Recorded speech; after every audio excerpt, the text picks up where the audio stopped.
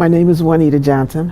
I'm a Director of Administration 2 in the Bureau of Organized Crime, and I've been in this position since 1996. I was sworn since 1973, and I retired in 96. So I've been around and done a lot. They were giving a test for policewomen in 1972, and my sister and a friend said we should all take the exam. So they were giving the exam very close to my house, so I took it. In those days, the classes were in O'Brien Street, which is this old school building. So we were police women. We wore nice little skirts and heels and beanies. And we worked in youth. We had two choices. We could either work in youth or in the women's lockup, which was not a real choice for me because I don't like being confined. So I went directly to youth in my little skirt, in my little heels, and in my beanie. We had police women cars, and that's what we did. We responded to things with kids or the rapes or searches of females. That's all we were, they thought that's all we were good for.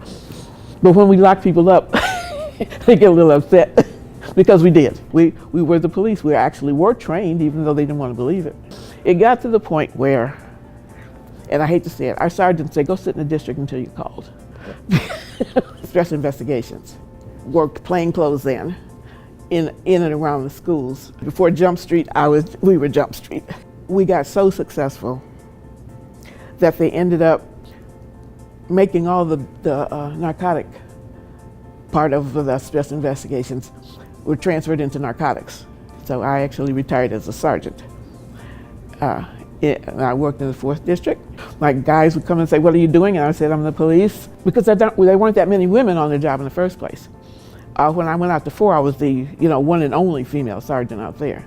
There might have been like 5 in the city at that time. They wouldn't let me work TAC, in the tactical teams.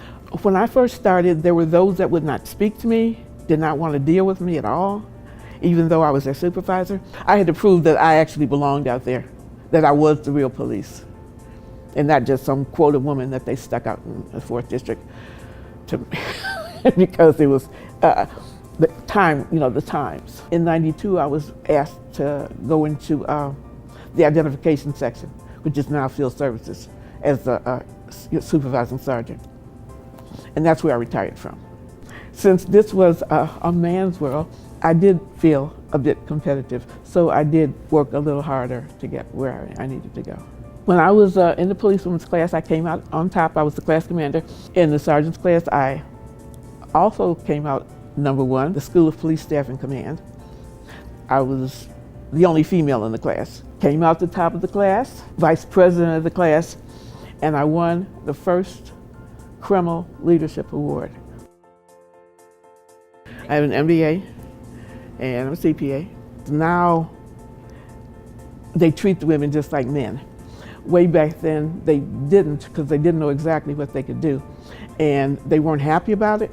See, now they're more accepted, and it's partly because of the fact that the ones that came out did the job.